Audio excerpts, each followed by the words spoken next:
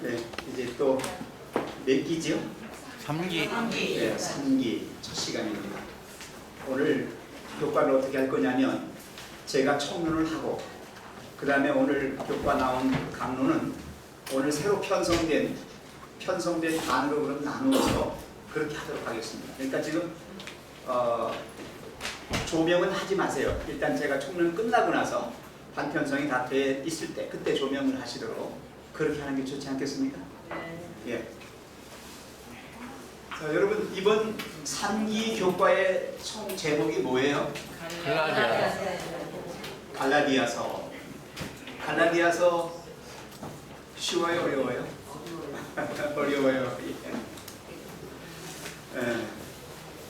근데 갈라디아서는 제가 좋아하는 성경책입니다. 어떻게 보면 우리의 신앙생활에 있어서 가장 명확하게 아주 요약한 그런 책이에요. 여러분 마틴 루터 아시죠? 네. 마틴 루터가 뭐 한 사람이에요? 믿음의인으로 예, 종교 개혁을 한 사람입니다. 그가 캐톨릭의 사제였죠. 여러분도 아시지만은 기독교가 한때 세상을 지배하는 종교로 그렇게 되어 있었습니다. 근데 그 기독교가 변질된 기독교였죠. 그래서 그 시대를 우리는 무슨 시대라고 불러요? 종교 암흑 시대. 아니 그렇게 기독교가 득세한 그 기간이었는데 왜 암흑 시대가 됐을까요? 왜 그렇게 됐어요? 왜 그랬죠?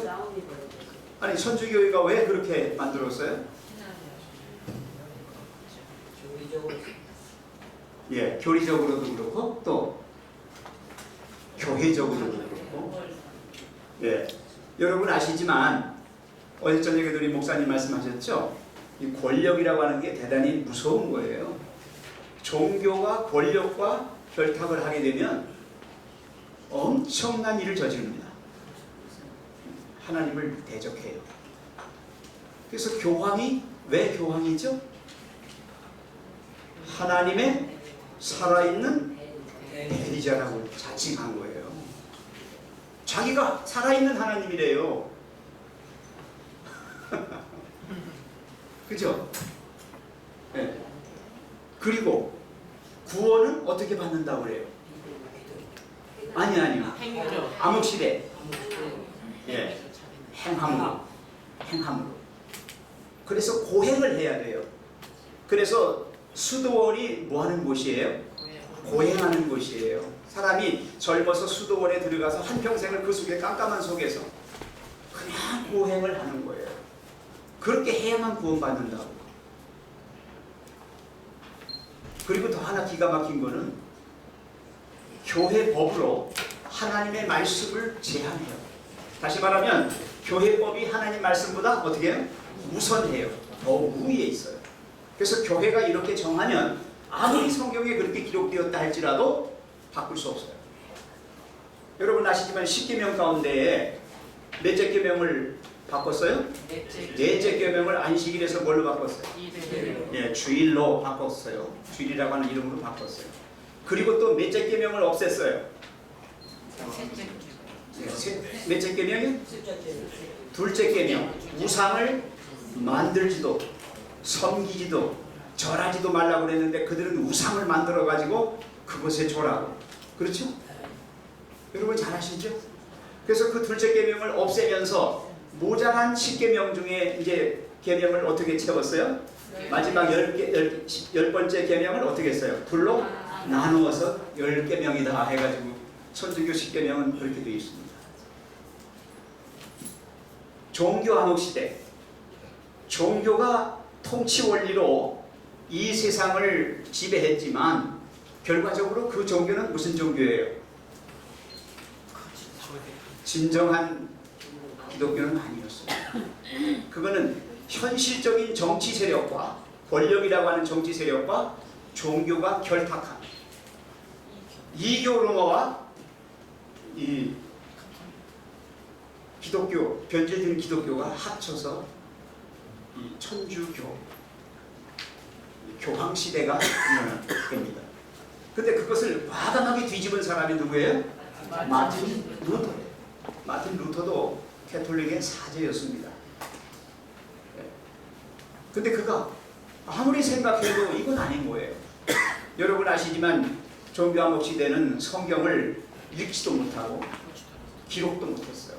그래서 만약에 성경을 가지고 있는 사람이 있으면 어떻게 했어요? 죽였습니다. 어떻게 죽였어요? 화형시켰어요. 마녀 사냥이라는 말이 그때 나왔어요.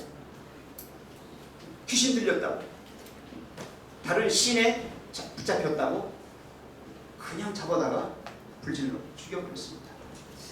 자, 이런 시대에 마틴 루터가 로마서와 갈라디아서를 읽고 깨닫게 되었습니다.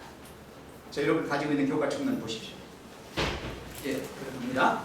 마틴 루터와 갈라디아서라고 하는 6페이지, 여러분 가지신 교과에 6페이지를 받으시고, 교과 혹시 가지셨나요? 나가야 네, 교과 혹시 너무 많이 가지고 가신 분 안 계세요? 우리 교과가 충분히 여기 있었는데 좀 모자랍니다. 못 받으신 분이 좀 계셔요. 우리 집사님 받으셨어요? 구입 못하셨어요? 네, 우리 교회에서 하실 수 있습니다. 네, 저희 교회는 교과는 그냥 무료로 드립니다. 예, 그래서 바로 이제 준비해서 주시군요. 자, 거기 보시면 종교 개혁이 몇 년도에 일어났을까요? 1511년, 17년. 예, 1517년에 일어났습니다. 그래서 금년이 몇 년이에요? 2017년. 17년. 500주년. 그러면 몇 년 됐어요? 500주년. 일반 개신교에서 지금 500주년 기념 예배를 드린다고 합니다. 네. 근데 이 마틴 루터가 깨달은 게 뭐냐? 구원은 그렇게 고행을 해서 얻어지는 것이 아니다. 그것은 우리의 구원을 이루신 예수 그리스도를 뭐함으로? 믿음으로 우리가 구원받는 것이다. 그것은 하나님의 은혜로 되는 거다. 그걸 깨달았어요. 그래서 믿음으로 말미암는 의라고 하는 것이 그때 그 개념이 정립된 거예요. 그래서 500년 전에 로마서와 갈라디아서를 읽고 마틴 루터가 믿음으로 말미암는 의라는 영광스러운 복음으로 자기도 감동을 받고 또 다른 사람들에게 가르치기 시작했습니다. 여러분 개신교가 왜 영어로 프로테스탄트인지 아세요? 프로테스트가 뭐예요? 저항하다. 예, 항의하다, 따지다, 저항하다는 뜻이에요. 어디에? 천주교. 예, 로마 캐톨릭. 그래서 그들을 프로테스탄트라고 불러요. 개신교라는 이름이 그렇게 생긴 겁니다. 교황권에 도전한 거예요. 교황권은 믿음 플러스 행함. 그렇게 했는데 여기서 아니다. 믿음으로 구원받는 것이다. 라고 했습니다. 그래서 루터를 변화시켰을 뿐만 아니라 온 이 세상에 지배하던 기독교를 이제 다시 회복시킨 거예요. 우리 제7일 한식일 예수체림 교회도 믿음으로 말미암는 의가 강조되면서 다시 우리의 교회의 어떤 의식이 바뀌었는데 그때가 몇 년도에? 네? 1888년 1888 1888년에 누구와 누구? 존스와 웨거너. 예, 존스와 웨거너 두 사람에 의해서 믿음으로 말미암는 의가 이제 강조되었습니다. 물론 그 전에도 없었던 건 아니에요. 우리 교회는 믿음으로 말미암는 의를 기본으로 하고 있었어요. 그랬는데 율법이 좀 강조된 시대가 있었습니다. 초기에. 그래서 1880년대와 90년대에 우리 재림교회도 믿음으로 말미암는 의를 재발견하고 그 이후로 지금까지도 사경이 하면은 제가 제일 많이 한 게 믿음으로 말미암는 의였어요. 저는 어디 가서 사경이 하라고 그러면 그 제목으로 해요. 왜? 그것이 우리의 신앙생활에 어떤 일이 돼요? 그거 없으면 헛믿는 거예요. 그러면 그 갈라디아서가 어떻게 그렇게 그 종교 개혁을 일으킬 만큼 그렇게 강력한 그런 것을 가지고 있을까요? 갈라디아서에 어떤 내용들이 있어요? 거기 한번 총론을 봐주세요.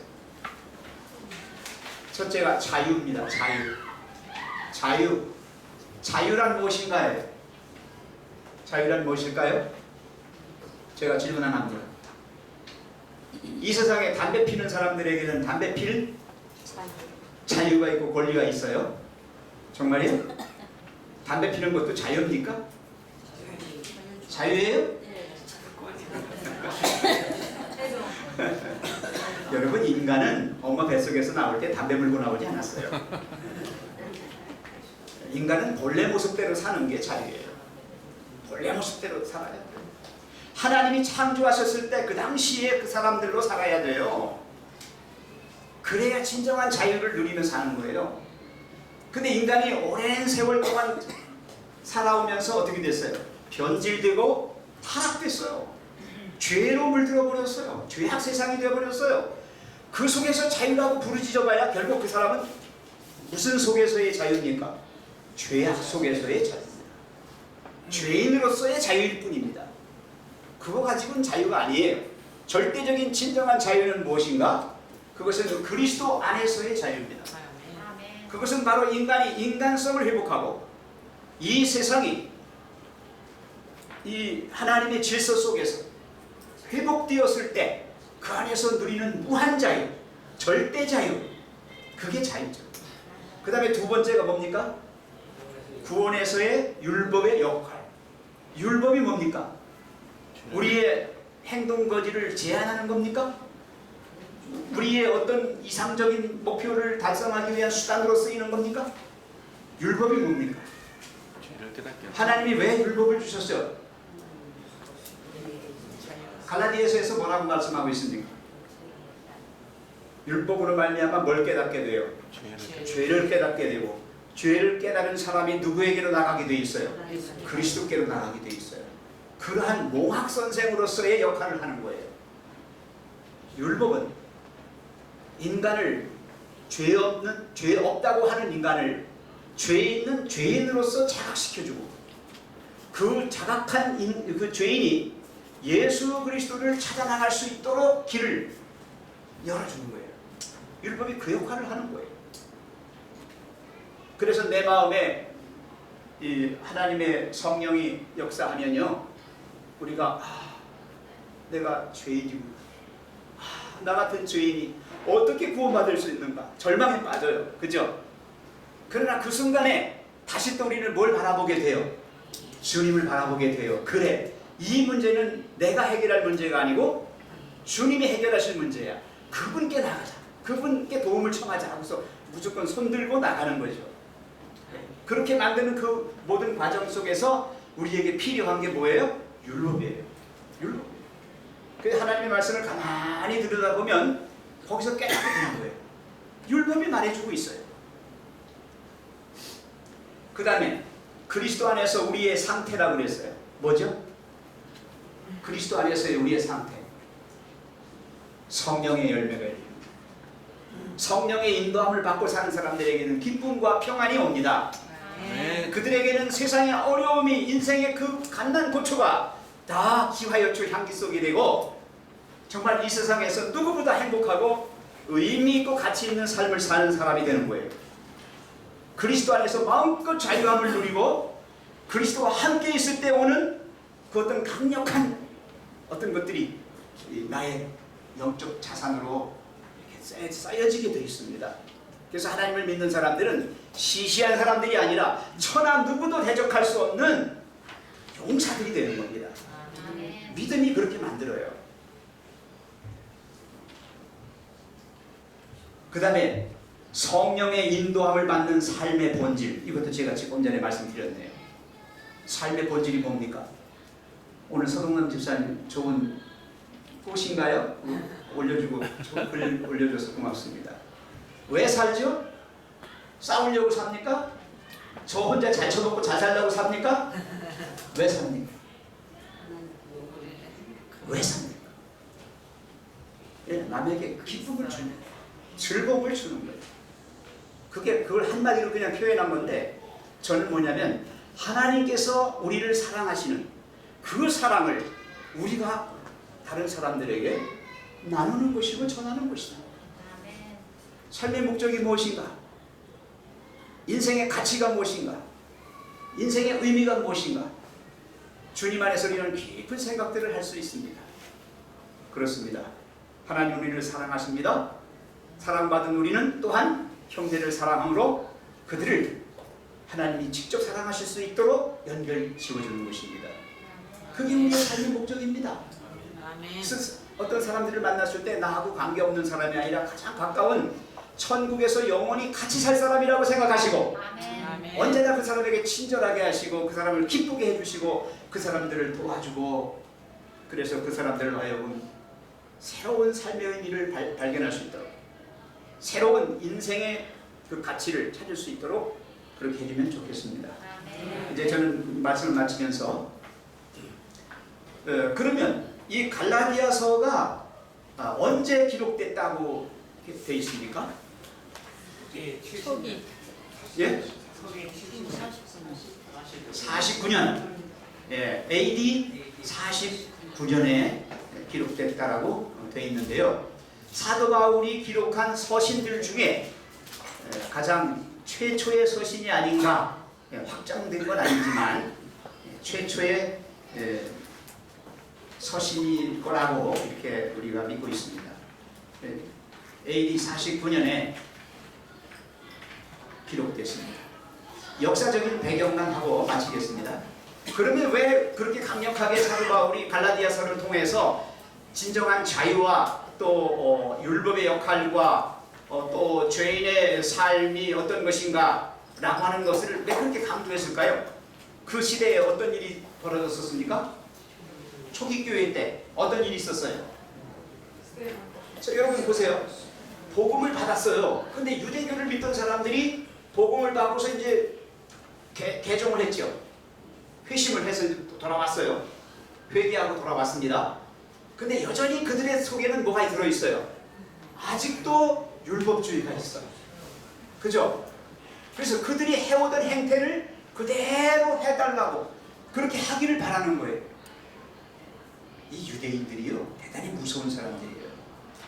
그들이 믿는 여호와를 다른 사람들이 뺏어갈까봐 다른 사람들에게 안 주려고 자기들만의 하나님으로 만들어버렸어요.